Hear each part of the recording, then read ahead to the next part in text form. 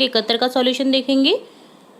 तो यहाँ पर एक संवेदनशील जो मुद्दा होता है, संवेदनशील मुद्दा, उसे पढ़कर किस तरह से आपको समझना होता है, अनुभव शेयर करने होते हैं, वो यहाँ पर देखेंगे। जैसे एक अखबार की एक कतरन का पिक दिया हुआ है, देखिए। सरिस्का से दौसा पहुँच गया टाइगर, अफसरों को पता ही नहीं चला। एक घटना हुई थी जबकि जो सरिस्का बाग अभ्यारण्य था वहाँ से दौसा पहुँच गया था टाइगर 30 किलोमीटर दूर, और अफसरों को पता ही नहीं चला था। तो उसी के बारे में यहाँ पर न्यूज़ दे रखी है। अलवर टहला से ये न्यूज़ है। सरिस्का अभ्यारण्य से निकलकर एक बाघ करीब 30 किलोमीटर दूर दौसा के रतनपुर तक पहुँच गया।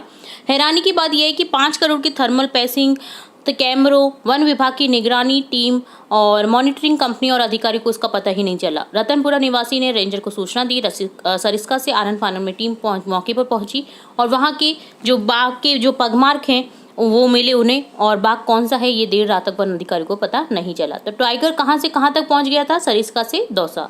टाइगर की पहुंचने का पता किसे नहीं चला? अफसरों को। सरिस्का जाना जाता है अभ्यारण्य के लिए। टाइगर की सूचना किसके द्वारा दी गई? रतनपुरा के निवासी ने। क्या टाइगर सरिस्का वापस आया होगा? यदि हाँ तो कैसे? सोचकर लिखिए। सरिस्का टीम ने उसे पकड़कर पिंजरे से सरिस्का में लाया होगा। यह समाचार कहाँ का है? यह समाचार अलवर टहला का है। आप अपने विद्यालय की बाल सभा का समाचार बनाइए।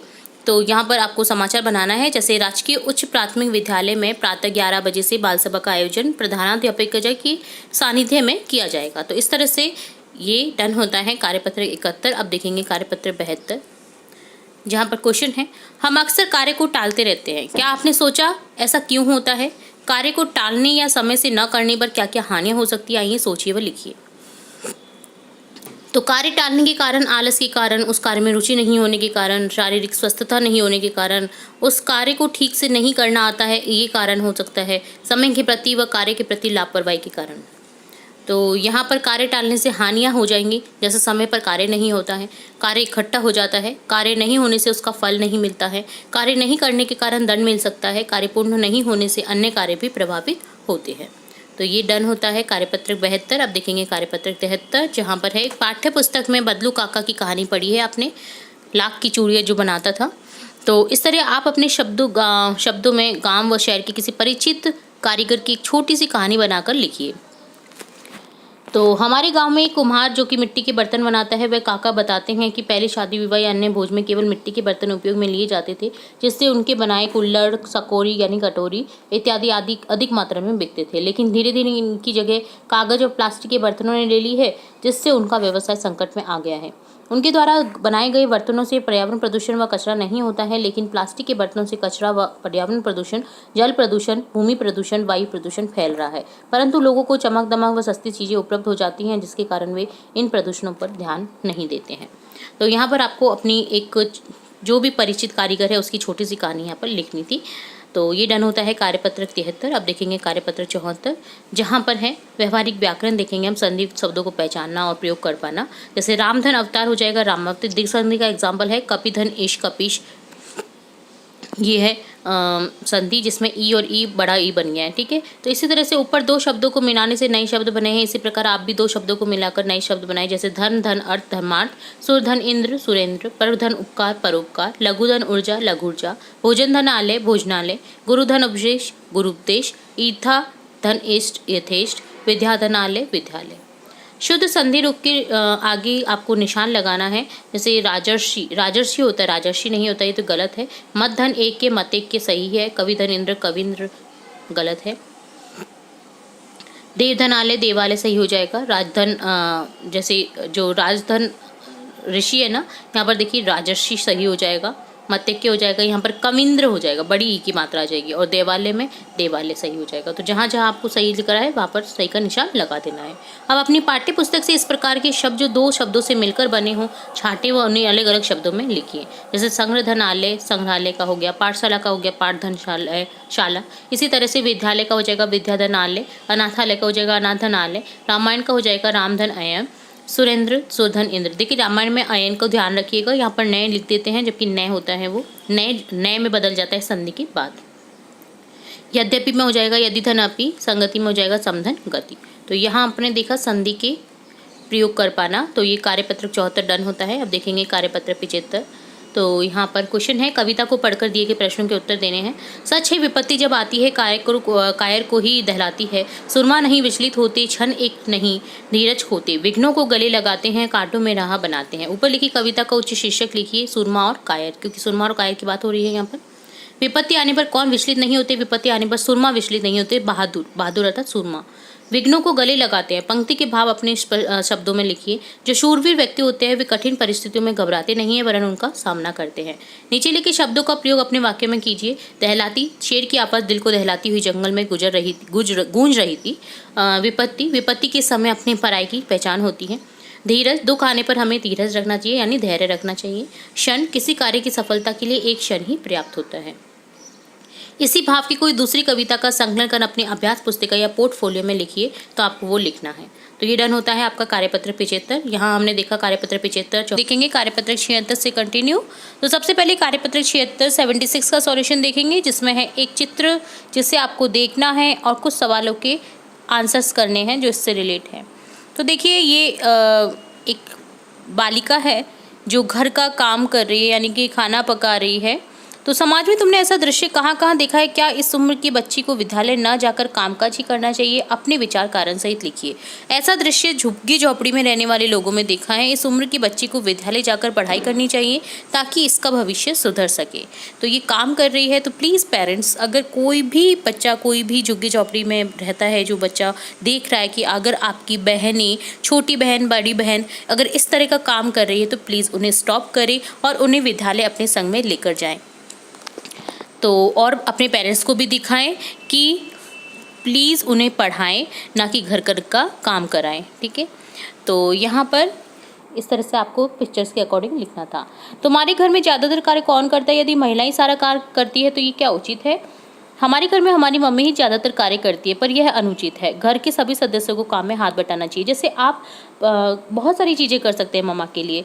चाय बना सकते हैं, दूध बना सकते हैं, दूध गर्म कर सकते हैं, सब्जी में कटवाने में हेल्प कर सकते हैं। ज़रूरी नहीं है कि लिखा रखा है कि मम्मा ही काम करेगी, नहीं, आपको भी काम करना चाहिए, मम्मा का हाथ बटाना चाहिए, ताकि आपकी संग संग में मम्मा को भी आराम मिल सके। ठीक है, महिलाओं को काम कम करना पड़े, इसके लिए हमें क्या करना चाहिए? महिलाओं को काम कम करना पड़े, इसके लिए हमें समाज की सोच में परिवर्तन लाना होगा, क्योंकि पुरुष सोचते हैं कि केवल महिला को ही ये काम करना चाहिए, चाहे वो कमाने भी जाती है। अगर कमाने भी जा रही है तो भी महिला खाना बना रही है, नहीं कमाने जाती तो भी महिला खाना बना रही है, तो ये गलत है। अगर कमाने जाती है तो घर में उसके सारे काम जो है उसे हिस्से के बांट देने चाहिए, या काम वाली बाई लगा देनी चाहिए, है ना। और अगर नहीं कमाने जाती है फिर भी आप उसके कामों में हेल्प करें, ताकि वो पूरे दिन थकावन ना महसूस हो, उसे आराम मिल सके थोड़ा सा। ठीक है, तो इस तरह से आपको आज से ही, अगर कोई आप में से हेल्प नहीं करता है अपनी मम्मी की या बड़ी बहन की, छोटी बहन की, तो प्लीज़ हेल्प करा करें। ठीक है, तो ये डन होता है कार्यपत्रक 76। अब देखेंगे कार्यपत्रक 77 77। नीचे दी गई आकृति में संचार के साधनों के नाम लिखें। संचार के साधन लिखने हैं जो आप देखते हैं डेली यूज़ में, जैसे टेलीविज़न, इंटरनेट, मोबाइल, रेडियो, समाचार पत्र, बेतार कतार, जिनसे आपको देश विदेश की जानकारियाँ मिलती हैं। एक अनुच्छेद लिखिए जिसमें संचार के साधनों का प्रारंभ से लेकर वर्तमान तक सामान्य जानकारी हो। पुराने समय में जब मानव के पास कोई साधन नहीं था तो वे आग जलाकर, ढोल पीटकर या आवाज के द्वारा संदेश पहुंचाते थे। उसके बाद जानवरों का प्रयोग करके कबूतर द्वारा या घुड़सवार द्वारा संदेश पहुंचाने लगे। इसके बाद चिट्ठी लिखकर डाकघरों के द्वारा संदेश पहुंचाने लगे। वर्तमान में मोबाइल, टेलीविजन, इंटरनेट, रेडियो आदि का प्रयोग संचार के लिए होने लगा है। तो ये डन होता है कार्यपत्रक 77, जिसमें पढ़ी हुई विषय वस्तु को आपको लिखना था। अब देखेंगे कार्यपत्रक 78 78 का सॉल्यूशन, जिसमें है अपने मित्र को होली की शुभकामनाएं देते हुए पत्र लिखिए। एक और पत्र आ चुका है, इससे पहले भी हमने काफ़ी सारे पत्र देख रखे हैं। हमारे चैनल पर भी हमने पत्र की वीडियोस अपलोड कर रखे हैं, ताकि आपके एग्जाम में किसी भी सब्जेक्ट से रिलेट अगर पत्र आता है तो आप डेफिनेटली कर सकते हैं। तो अगर आपने नहीं चेकआउट करा है तो आप हमारी जो प्ले लिस्ट है उसमें जाकर के चेकआउट जरूर से करें। तो यहाँ लिखेंगे स्वयं का पता, पत्रा 15 सूर्य सदन अजमेर आसन, दिनांक लिख देंगे 15/2/2023, जिस भी डेट को ये पत्र लिखा जा रहा है। प्रिय राकेश, मैं यहाँ कुशलता पूर्वक हूँ तथा आशा करता हूँ कि तुम भी वहाँ कुशल पूर्वक होंगे। तुम्हारी पढ़ाई कैसी चल रही है? वहाँ तुम्हारे नए मित्र बन गए होंगे। मुझे तुम्हारी बहुत याद आती है मित्र। मुझे पिछली होली याद है जब हम एक साथ मिलकर होली खेले थे, किंतु तुम्हारे हॉस्टल चले जाने के कारण इस वर्ष की होली मुझे तुम्हारे बिना ही मनानी पड़ेगी। इस वर्ष की होली तुम्हें बहुत बहुत मुबारक हो। तुम अपने नए मित्रों के साथ होली का त्यौहार धूमधाम से मनाओ। एक बार पुनः होली की बहुत सारी शुभकामनाएं। तुम्हारे इंतजार में तुम्हारा मित्र रमेश। तो ये होली की शुभकामनाएं देते हुए पत्र है, इसे अभी के अभी लर्न कर लीजिए और इसके साथ बहुत सारे जो पत्र हमने अपलोड कर रखे हमारे चैनल पर वो भी जरूर से लर्न कर लीजिए, ताकि आपका पत्र से संबंधित क्वेश्चन गलत ना हो, क्योंकि बहुत ज़्यादा वेटेज का रहता है। कम से कम 8 नंबर का आपको मिलेगा ये एग्जाम पेपर में। तो 79 से कंटिन्यू। सबसे पहले कार्यपत्रक 79 देखेंगे, जिसमें है पठित सामग्री पर अपने विचार व्यक्त कर पाना। तो यहाँ क्वेश्चन फर्स्ट है, भगवान की डाकिए कविता की उन 4 पंक्तियों को लिखिए जो आपको पसंद है। आपने चैप्टर तो देखा ही होगा, अगर नहीं देखा है तो आप हमारे चैनल की प्लेलिस्ट से चेकआउट कर सकते हैं, जिसमें हमने चैप्टर के सार के साथ साथ कठिन शब्दार्थ और स्टार्टिंग से लेकर एंड तक सभी क्वेश्चन को डिफाइन किया है, समझाने की कोशिश की है। तो एक बार जरूर से चेकआउट करें आप हमारे अपलोडेड जो चैप्टर्स हैं आपके सब्जेक्ट हिंदी के। फर्स्ट क्वेश्चन है, भगवान की डाकिए आपको कविता की उन पंक्तियों को लिखना है जिसमें आपको जो पसंद है, जिनकी 4 लाइनें आपको जो पसंद है वो आपको यहाँ पर लिखनी है। जैसे मुझे पसंद है, हम तो केवल यह आंकते हैं कि एक देश की धरती दूसरे देश को सुगंध भेजती है और वह सौरभ हवा में तैरते हुए पक्षियों की पांखों पर तिरता है और एक देश का भाप दूसरे देश में पानी बनकर गिरता है। तो ये कितनी अच्छी बातें कही गई हैं। जहाँ पर हम बाउंड्रीज, हमारे देशी सीमाओं पर लड़ते हुए नज़र आते हैं, तो वहाँ पर पास में ही जो पौधा है, जो सुगंध वाला पौधा है, वो उस सीमा के उस पार उस सुगंध को बेचता है। यहाँ पर जो भाप बनती है वो वहाँ पर जाकर की बारिश में बदल सकती है, वहाँ की जो भाप है वो यहाँ पर बारिश में बदलती है। तो क्यों लड़ा जाता है, क्यों लड़ते हैं? तो यहाँ पर इस चीज़ को बहुत डिफाइन किया गया है बहुत अच्छे से। तो ये मुझे लाइन बहुत अच्छी लगती है। सेकंड क्वेश्चन है, बताइए ये पंक्तियाँ आपको क्यों पसंद है। तो इन पंक्तियों में भाव है कि प्रकृति देश विदेश में भेदभाव नहीं करती। एक देश में जो सुगंध है वह दूसरे देश में पहुँचती है। एक देश में बनी भाप, पानी की भाप दूसरे देश में पानी के रूप में बरस जाती है। तो प्रकृति ने भेदभाव नहीं किया है, जो बनाया है वो मनुष्य ने बनाया है, सीमाएं मनुष्य ने बनाई हैं और उसी के कारण आज जो लड़ाई हो रही है वो लड़ी जा रही है। भगवान की डाकियों की लाई चिट्ठियों को कौन पढ़ते हैं तथा इनमें क्या संदेश बढ़ते हैं। तो पक्षी और बादलों द्वारा लाई चिट्ठियों को मनुष्य के अलावा प्रकृति के विभिन्न अंग, पेड़ पौधे, तालाब, नदियाँ, सागर और पहाड़ पढ़ते हैं तथा प्रेम, सद्भाव, एकता व भाईचारे का संदेश पढ़ते हैं। आपने देखा पक्षियाँ, जैसे बहुत ऐसे पक्षी होते हैं, प्रवासी पक्षी, जो एक देश से दूसरे देश में बेहिचक जाते आते हैं। तो वो एक तरीके से इस जो कविता है इसमें भगवान की डाके का रूप बताया गया है पक्षियों को। इसी तरह से बादल देखिए, एक देश से दूसरे देश में जाते हैं तो उन्हें तो कोई रोकने वाला नहीं होता है, वो अपने स्वतंत्र विचरण करते हैं। तो यहाँ पर ये भगवान के डाके के रूप में है, जहाँ बस एक मनुष्य ही है जो लड़ता है आपस में बाउंड्रीज के लिए, सीमाओं के लिए, पर जो प्रकृति है वो नहीं लड़ती है, वो अपनी हर जगह को एक समान मानती है। तो यहाँ पर ये जो चिट्ठियाँ हैं उनको बताया गया है, जैसे तालाब, नदियाँ, सागर, पहाड़, पेड़ पौधे। ज़रूरी नहीं है कि हमारे देश में जो नदी बहती है वो दूसरे देश में नहीं जाती है, दूसरे देश में भी बहकर निकलती है, तो उससे तो कोई नहीं रोकता। बट जो मनुष्य हैं वो लड़ते रहते हैं आपस में। तो यहाँ पर इन्हीं चीज़ों को जो है चिट्ठियों को पढ़ने वाला बताया गया है, भगवान के डाके के रूप में बताया गया है। तो ये डन होता है कार्यपत्रक 79 का सॉल्यूशन। आप देखेंगे कार्यपत्रक 80, जिसमें है एक पद्यांश जिसे पढ़ना है और लिखे गए प्रश्नों के उत्तर देने हैं। आ रही रवि की सवारी, नव किरण का रथ सजा है, कली कुसुम से पथ सजा है, बादलों से अनुचरों ने, स्वर्ण की पोशाक धारी, आ रही रवि की सवारी, विहग बंदी और चारण कर रहे कीर्ति गायन, छोड़कर मैदान भागी तारकों की फौज सारी, आ रही रवि की सवारी, आ रही रवि की सवारी। तो यहाँ पर ऊपर लिखी कविता को एक शीर्षक देना है जो कि हो जाएगा, जैसे रवि की सवारी के बारे में बताया गया है। ठीक है, रवि की सवारी यानी रवि, यहाँ पर सूरज को बताया गया है, सूरज की सवारी यानी सूर्योदय। विहग बंदी और चारण किसका गुणगान कर रहे हैं? सूरज का। विहग पक्षी का पर्यायवाची है, तो यहाँ पर वो उसी का गुणगान कर रहे हैं। पक्षी चहचहाने लगते हैं सूर्योदय होते ही। आपने उगते हुए सूर्य को अवश्य देखा होगा। उगते हुए सूर्य की आभा व दृश्य का अपने शब्दों में वर्णन कीजिए। जब सूर्य उगता है तब आकाश का रंग सुनहरी लाल हो जाता है। वह सूर्य लाल फल या गेंद की तरह दिखाई देता है। रवि की पर्यायवाची लिखें।